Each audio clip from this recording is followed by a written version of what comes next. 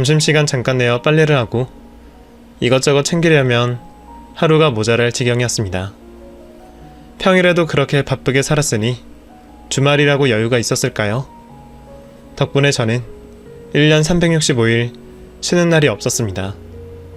그렇게 저는 남편이 죽어서 혼자 나이든 시어머니 수발의 가게 일까지 도맡아 하며 무려 17년을 시어머니를 위해 희생해 왔습니다. 시어머니께서는 점점 나이 드셔서 식당에 나오는 것조차 힘들어 하시는데 식당일 관련으로 별일 아닌 결정을 제가 하더라도 매번 불같이 화를 내셨습니다. 이거 누가 바꿔놨냐? 누가 멀쩡한 선반을 바꿨어? 애미 네가 바꾼 거야? 어머니 오셨어요? 말씀 먼저 못 드려서 죄송해요. 원래 있던 나무 선반이 밑동이 썩었는지 넘어져서요. 우선은 제가 급하게 스텐 선반으로 바꿔놨어요. 말씀드린다는 게 제가 깜빡했네요. 죄송해요. 애미야, 너는 내가 죽은 사람으로 보이냐? 네? 무슨 말씀이신지. 네 눈에는 늙은 시애미가 죽은 송장처럼 보이냔 말이다. 네가 내 허락도 없이 왜 식당 일을 함부로 결정을 해? 몇십 년 내 옆자리에 앉아있으니 네가 주인 노릇이라도 하려는 거냐? 다 늙은 시애미 이제 골방으로 보내려는 겨야? 어? 아니에요 어머니. 무슨 말씀을 그렇게 하세요. 당장에 그릇돌 선반은 필요하고 어머니께서 연락이 안 되어서 제가 급히 사온 거예요. 이전에 쓰던 나무 선반도 식당 뒤에 갖다 놨고요. 나 아직 몇십 년은 여기 붙어 있어도 될 만큼 말짱하다. 그러니까 내 의견 없이 허락 없이 무슨 행동이든 할 생각하지 말아라. 내가 죽기 전에는 네가 식당 안주인이라는 생각하지 말란 말이다. 아니 내가 죽더라도 여기 식당은 품에 안고 죽을 테니까 애초에 단념하고 살아. 한동안은 잠잠하다 했는데 겨우 선반 하나를 교체한 이후로 저를 지잡듯이 몰아붙이시는 어머님을 보고 있자니 화가 나기보다 제 모습이 처량하다고 느껴졌습니다. 내 나이도 이제 50을 넘어 60을 바라보고 이 식당에 바친 내 긴 시간도 있는데 아직까지 식당의 이모보다 못한 취급을 받는 불쌍한 제 모습이에요. 식당 이모들이라면 오르는 시급만큼 돈이라도 많이 벌어 자기 새끼에게 선물도 하고 자신을 위해서 돈이라도 쓰지. 저는 제 반평생 넘게 일을 하면서도 제가 노력한 만큼의 보상 하나, 따뜻한 말 한마디 받지를 못했습니다. 예전이라면 별일 아닌 고약한 어머님의 잔소리로 취급하여 한 귀로 흘렸겠지만 그때 저에게는 그 일이 잔잔하던 제 마음에 소용돌이를 일으켰어요. 이제 아들도 장성하고 번듯한 직업을 가지게 되었고 저도 남은 평생을 이렇게 살 수 없다고 생각했습니다. 결국 저는 어머님에게 과거의 가게를 물려준다고 했던 약속을 꺼내들었습니다. 어머님, 저 말씀드릴 게 있어요. 왜 또? 네 마음대로 뭐 또 바꿔치울 게 또 있니? 성훈이 태어나기 전에 말씀하신 약속 지금 지켜주셨으면 합니다. 뭐? 네가 또 무슨 꿍꿍이가 있어서 과거 이야기까지 하니? 그래 뭔데? 분명 2번이나 저에게 약속해주셔서 기억하실 거라 생각해요. 어머님 기억력도 좋으시니까요. 제가 성훈이 임신하기 전이었죠. 대이을 아이들만 낳아주면 가게며 재산이고 전부 다 물려주신다고. 그리고 아범 죽고 식당 일 도우라고 하실 때도 이 식당 물려주신다고 말씀하셨잖아요.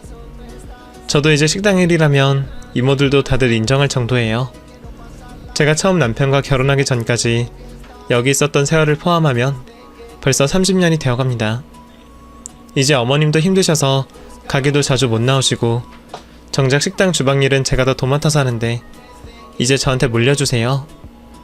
어머님 가게 망가뜨리는 것 없이 전통 지키며 제가 잘 운영할게요. 네가 밑에서 일만 하더니 거짓말만 늘었구나. 그래, 지금까지 내 밑에 있던 속셈이 다 뭐 식당이며 재산 노리고 있었던 거야? 이제 늙은 시애미 힘도 빠졌겠다. 만만해 보이니? 이렇게 들고 일어서는 게야? 내가 본래도 시집을 올 때부터 네 시커먼한 속을 모르지는 않았지만 곧잘 말은 잘 듣는 것 같아 거둬줬더니 결국 이빨을 드러내는구나? 이래서 머리 검은 짐승은 거두는 게 아니라 했는데. 이제 우리 귀한 손주 성훈이도 다 자랐겠다. 너도 네 살길 찾아가야지. 지금도 자기 살겠다고 시애미 목덜미 물어뜯으려고 하는데 안 그렇냐? 그간 먹여주고 재워준 값 제하고 돈 넣어줄 테니 이제라도 집 나가서 네 마음대로 살아봐라. 어머니, 그런 말 뜻이 아니잖아요. 제가 이 정도 말도 못하는 건가요? 됐다. 네 마음 충분히 알겠으니 짐 챙겨 나갈 준비나 해라. 사람 써서 내쫓기 전에. 말을 하고 나서도 제가 못할 말이었다고 생각이 들지 않았습니다. 제가 지금까지 식당에 바쳐온 인생과 노력만 보더라도 충분히 이야기할 수 있는 이야기라고 생각했어요. 그런데 품지도 않은 생각을 자신 멋대로 생각해 저를 모함하고 단정짓는 시어머니를 보니 저 평생을 부정받는 것 같아 화가 났습니다. 물론 아무것도 가진 것도 없었던 제가 과거로 돌아간다고 해도 아들의 공부를 위해서라도 이 집에 붙어 있었겠지만 제 몫은 챙기면서 살았을 것 같아요. 아니면 할 말이라도 해가면서 살았겠죠. 험한 소리를 들어도 고된 일을 하더라도 그저 나이가 많으셔서 고생을 많이 하셔서 그런 행동을 하실 뿐 속마음에는 저를 생각하는 마음이 있을 거라 생각했습니다. 그런 바보 같은 생각을 혼자 한 제가 바보였네요. 처음 말뿐인 줄만 알았던 시어머니 집 나가라는 소리가 그 다음날 식당 일을 마치고 집으로 돌아와서 진심이었다는 것을 알게 되었습니다. 움직이는 것도 귀찮아하는 노인네가 그 많은 짐을 손수 다 싸서 밖에 덩그러니 내놓았어요. 화가 나 문도 두들겨보고 전화도 계속 해봤지만 결국에는 경찰까지 불러 저를 내쫓더군요. 그리고는 달랑 문자 하나를 보내왔어요. 돈 1억 네 통장으로 넣어놨다. 지난 세월 동안 내 성에 차지하는 일을 한샘 치고는 많이 넣어주었으니 이 돈으로 뭐든 해봐라. 그리고 귀한 손주 성훈이한테 괜한 손 벌리려고 하지 말고 누누이 말하지만 걔는 우리 김가의 유일한 핏줄이니 괜히 부정타게 주변에 얼쩡거리지 말고 잘 살아라. 지금까지 노력한 제 삶이 겨우 이러한 보답으로 돌아왔습니다. 그리고 겨우 달랑 1억이라니요. 수발까지 든 집안일을 제외하고도 식당에서 제대로 못 받은 돈만 해도 1억은 좋게 넘을 겁니다. 그런데 1억을 주고 나서 성에 차지 않았다는 소리나 하고 잘 살라고 하다니 가증스러웠습니다. 1억이란 돈, 적은 돈은 아니겠지만 50이 넘어 내쫓기는 사람한테 그 돈으로 뭘 하라는 건지, 그리고 저와 남편의 아들인 성훈이를 가지고 자신의 소유물인 듯이 말하고 있는 시모가 어이가 없었습니다. 상황이 어찌되었건 당장에 머물 곳이 필요했던 저는 아들에게 연락을 하고 아들 집으로 들어가게 되었습니다. 어머니, 무슨 일이세요? 급하신 것 같아 이유는 묻지 않았지만 이 짐은 다 뭐예요? 응? 아니, 내가 너희 할머니랑 다퉈서 홧김에 집을 나왔어. 네? 어머니께서요? 할머니랑 다툼이요? 그래. 내 발목 잡고 미안하다는 걸 뿌리치고 나왔어. 곧 들어가야지. 그때까지만 성훈이 너네 집에서 신세 좀 져도 되겠지? 아들에게는 차마 집에서 쫓겨났다는 말을 할 수가 없어 거짓말까지 하며 둘러댔습니다. 아들에게는 단 한 번도 시모에게 받았던 괴롭힘과 상처를 이야기한 적이 없었어요. 장애를 가진 엄마를 부끄러워하지도 않고 열심히 공부만 하는 아들에게 괜한 고민을 주고 싶지 않았거든요. 할 수만 있다면 최대한 어두운 모습 보여주지 않고 행복한 세상만 아들에게 보여주고자 했습니다. 그런데 이제 와서 지난 세월 동안부터 지금까지 시모에게 당한 서러움과 무시를 이야기할 수 없었어요. 물론 제 이야기를 듣는다면 아들은 할머니와 척을 지는 상황이 오더라도 제 편에 설 겁니다. 하지만 아직 결혼도 하지 않은 아들에게 흠집이라도 되지 않을까 싶어서 저 혼자 이번 일을 삼키기로 했습니다. 그렇게 집에서 내쫓겨 아들의 집에서 지내며 고민을 하게 되었어요. 얼마간 시간이 지나면 화가 풀린 시모에게가 무릎을 꿇고 용서를 구해야 할지, 이대로 밖으로 나와 늦었지만 저의 새로운 인생을 찾아야 할지 말이죠. 그나마 배운 게 도둑질이라고 반평생을 넘게 음식만 해와서 그런지 음식 장사에는 자신이 있었습니다. 그래서 우선은 장사를 시작해볼까 해서 주변 부동산들을 돌며 가게를 돌아다녔습니다. 그런데 제가 식당 일에만 매달려 있으니 우물한 개구리였습니다. 곧 작은 식당 자리에 들어가는데 보증금과 월세 말고도 권리금을 내야 했죠. 물론 뉴스나 인터넷으로 권리금에 대한 이야기는 듣긴 했지만 시설비를 해도 얼마 되지 않을 자리를 몇천부터 시작하니 다른 자리를 돌아보기 전부터 맥이 빠지기 시작했죠. 정말 받을 때부터 작은 돈이라 생각했던 1억이 제가 살 집에 식당 차릴 돈까지 하면 코딱지만한 돈이었네요. 1억이란 돈으로 모두 다 구할 수는 있었지만 장사가 바로 잘 된다는 보장도 없는 상황에 무턱대고 몇 달이나 버틸지 미지수였습니다. 아들에게는 별다른 걱정이 없는 척 혼자서 머리만 꽁꽁 싸매고 고민을 하고 있던 중이었습니다. 한창 회사에서 일을 하고 있어야 하는 아들이 집으로 뛰어들어왔죠. 어머니, 왜 말씀 안 하셨어요? 성훈아, 너 이 시간에 무슨 일이야? 그리고 무슨 말을 안 해? 할머니 댁에서 쫓겨나오셨다면서요? 제가 식동 이모들한테 지난 사정 다 듣고 오는 길이에요. 뭐? 그게 내가 할머니한테 못할 말을 해서 별일 아니야. 잠깐 나와 있으면 할머니께서 다시 부르실 거야. 거짓말 좀 하지 마세요. 에? 제가 식당 이모들께 저 태어나기 전부터 이야기 모두 듣고 오는 길이라고요. 어머니께서 뭘 못하셨다고 할머니한테 쩔쩔 매시는 거예요? 제가 봐온 것만 해도 충분히 당당하게 사실 수 있는 분이잖아요. 저 때문이에요? 지금 제 마음이 어떠신 줄 아세요? 이모들한테 들은 이야기, 어머니가 실제 겪으신 일의 10분의 1도 안 된다는 걸 아니까 당장이라도 일 간두고 싶다고요. 지금 제가 가지고 있는 모든 게 어머니께서 안 당해도 될 고통으로 두른 것들이잖아요.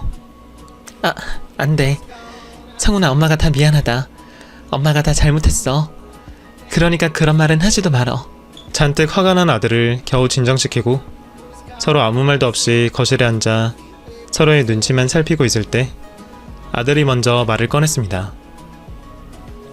이제 제가 모시고 살 거니까 다른 걱정 하지 마시고 편하게 지내세요. 아니다. 괜히 여기 있으면 너 신경만 쓰이고 불편할 거야. 할머니한테 받은 돈이라도 있으니까 이걸로 어떻게든 해보려고. 돈이요? 할머니가 얼마나 주셨는데요? 한 1억 정도. 네? 1억이요? 지금까지 그렇게 부려먹고 겨우 1억을 줬다고요? 흥분하지 마라. 어차피 네 할머니 죽으면 그 식당이든 돈이든 성훈이 네 것이고 나야 스쳐 지나가는 돈인데 난 돈 욕심은 없어. 다만 나도 내 평생을 바친 식당이라 손을 뗀다는 게 아쉬울 뿐이지. 그렇게 별다른 해결책 없이 아들과는 이야기를 끝내게 되었습니다. 괜히 저 때문에 아들이 회사도 빠지고 고민도 늘게 한 것 같아 마음만 불편했습니다. 어서 아들이 걱정이라도 덜하게 제가 잘된 모습을 보여주고 싶었습니다. 그렇게 다음날부터는 힘을 내어 가게 차릴 준비를 하게 되었죠. 그렇게 장사를 할 계획을 준비하며 시간을 보내고 있을 때 아들이 주말을 맞아 자신과 식사를 하자며 저를 데리고 나가게 되었습니다. 오랜만에 아들과 하는 외출이 반갑기만 했죠. 그런데 차를 타고 가는 길이 너무나도 익숙한 길인 겁니다. 아마 캄캄한 밤에 눈을 감고 걸어갈 수도 있는 그 길은 시모가 운영하는 한정식 집이었습니다. 성훈아, 어디를 가려고 하는 거야? 어? 엄마 때문에 그래? 그러지 마라. 어? 어머니, 가만히 계세요. 저한테 다 방법이 있으니까요. 어머니의 시간, 노력 제가 다 되찾아 드릴게요. 저만 믿으세요. 아들은 자신만 믿으라며 저를 식당으로 데려갔습니다. 그리곤 휴게 시간을 가지고 있는 식당에 들어가게 되었죠. 할머니, 할머니. 아이고, 우리 손재 성훈이 왔니? 날씨가 춥지?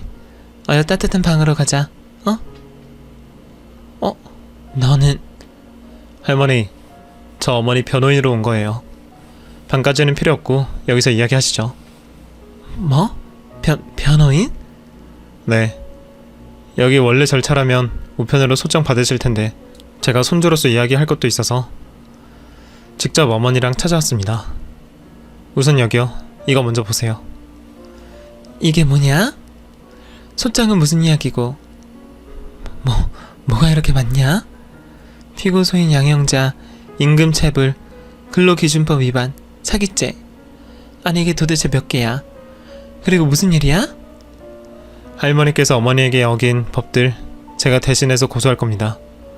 저도 몰랐던 이야기에 깜짝 놀랐는데 시몬은 금쪽 같은 손자가 수많은 서류를 자신에게 들이밀고 고소를 한다고 하니까 파들파들 손을 떨다 뒤로 쓰러지는 게 아니겠어요? 아니 성훈아, 할미야 할미, 내가 너를 얼마나 금이야오기야하고 키웠는데 네가 나한테 이렇게 행동하니? 할미가 너 변호사 만들려고 얼마나 투자를 했다고. 어차피 이런 서류가 소장을 받을 거라 나중에 더 자세히 읽어보시고요. 이제 손주로서 이야기하려고요. 저 이제 할머니 손자 안 하려고 합니다. 어차피 법적으로는 끊을 방법이 없지만 평생 저희 어머니께 한 행동 도저히 용납 못합니다. 어머니께 한 것처럼 저도 할머니께서 저한테 투자한 금액 꼼꼼히 계산해서 빚을 내서라도 대갚아 드릴게요. 그리고 나이가 들어 어떻게 사시든 저희 두모자 절대 찾지 마시고요. 저를 금이야 오기야 키우셨다고요? 저희 어머니는요. 할머니 고약한 성격 군말 없이 다 듣고 수발까지 들면서 가게 일까지 하셨어요. 여기 이모들께 물어보죠. 이 식당 이만큼 장사가 잘 되게 된 지분이 어머니에게 얼마나 있는지 그걸 아실 분이 그렇게 말하세요? 아이고 성훈아, 할미가 잘못했다 잘못했어. 내가 괜히 심술 부린 거야. 네 말대로 내가 심술이 좀 많니? 어? 아니요. 저랑 어머니 이제 속지 않습니다. 어차피 법적을 다 따져봐야겠지만 이전에도 말씀하신 가게 물려주신다는 것도 이미 구두 계약 파기권으로 조치해놨어요. 그러니까 괜한 거짓말하셔서 고소장만 추가하지 마세요. 그리고 다시 말하지만 할머니 절대 안 봅니다. 절대 연락 안 할 테니 어디 아프다 힘들다 괜한 그런 소리 하지 마세요. 하기야 남는 게 돈이니 나중에 사람 써서 수발들게 하면 되겠네요. 내가 어떻게 하면 되겠니? 어? 애미야, 당장 지금이라도 가게 네가 운영해라. 안 그래도 가게 보는 것도 지치고 애미가 없어서 가게가 돌아가지도 않는 것 같아서 내가 바로 부르려고 했다. 내가 잘못했다고. 그러니 성훈아, 애미야, 좀 봐줘라. 할미 좀 봐줘. 그 말이 어디까지 진심일 줄 알 수는 없었습니다. 고소를 당할까봐인지 아니면 다 늙어서 봐줄 사람이 하나 없어서 겁이 나셔서 그런 건지 아들의 강경한 모습에 결국 어머님은 꼬리를 내리고 저에게 몇 번이고 지난 일들에 대해서 사과를 하셨고 가게를 물려주겠다는 각서까지 쓰게 되었습니다. 엎드려 절받기일 수도 있지만 아들 덕분에 사과도 받고 가게도 물려받게 되었네요. 사실 나중에 듣고 보니 아들은 이 결말까지 모두 다 예상을 했나 봅니다.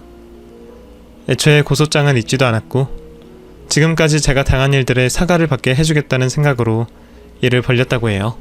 그 이후 정식으로 대표 이름을 바꿔 가게는 제가 운영하게 되었습니다. 식당을 떠난 뒤로 아들 집에서 쉬면서도 온몸이 아프던데 식당으로 나온 다음 날부터 씻은 듯이 몸이 가볍기만 합니다. 아마 평생 식당에서 일해야 하는 몸으로 변했나 봅니다. 지금은 제가 주방일에 식당 가계부까지 관리를 하며 몇 배는 바쁘게 지내지만 즐겁기만 하네요. 아들 집에 있던 저는 이대로 아들과 같이 살 생각도 하다 결국은 어머님 댁으로 다시 들어갔습니다. 미운 정도 정이라고 그놈의 잔소리 안 들으니 영 찜찜하더라고요. 하지만 이전과 달리 어머님께서는 저에게 큰소리 한번 못 치시고 제 눈치 보기만 바쁘십니다. 이제 저도 어머님 앞에서 할 소리는 당당하게 하기도 하고요. 지금은 더 바랄 것 없이 행복하기만 하네요. 그리고 저의 자랑이자 분신인 아들은 좋은 여자를 만나 결혼 준비를 앞두고 있어요. 아들 덕분에 얻은 여유인데 많은 시간을 같이 하지 못해서 아쉽기는 하지만 아들이 사랑하는 사람과 행복해하는 모습만 보는 것도 좋네요. 지난 세월 제가 어머님에게 받은 일로 우리 며느리에겐 무조건 바라는 것 없이 잘해주고 개인적인 사생활도 존중해 주려고 합니다. 이곳 사연의 시어머니들과 우리 시어머니처럼 행동하지 않으리라 결심을 하고 있어요. 앞으로도 이곳의 사연을 보면서 저는 어떤 시어머니인가 많이 되돌아보겠습니다. 저의 사연은 여기까지입니다.